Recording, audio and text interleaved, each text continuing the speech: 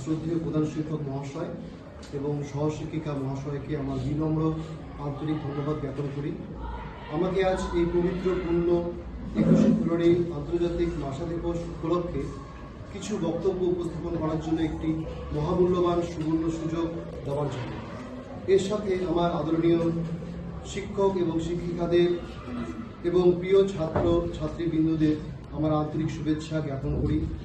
আজ এই পবিত্র আন্তর্জাতিক ভাষা দিবস উপলক্ষে আমি আজ একদিকে খুবই আনন্দিত এবং অন্যদিকে খুবই স্যারের মতোই খুবই আবেগপূর্ণ, কারণ আমরা আজ প্রত্যেকে এই সেমিনার ঘরে কেন উপস্থিত হয়েছি, এই দিবসের গুরুত্ব বা অবদান সবাই আমরা অল্প বিস্তর জানি।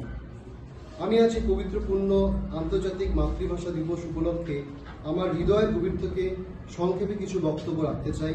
21শে ফেব্রুয়ারি আন্তর্জাতিক মাতৃভাষা দিবস ভাষাগত ও সাংস্কৃতিক বৈচিত্র্যকে উন্নতি করার একটি দিন। দিবসটি 1999 সালে ইউনেস্কো কর্তৃক প্রথম 21শে ফেব্রুয়ারিকে আন্তর্জাতিক মাতৃভাষা দিবস হিসাবে ঘোষণা করা হয়েছিল এবং 2000 সাল থেকে প্রতি বছর উদযাপিত হয়ে আসছে। এই দিবস বাংলাদেশের ভাষা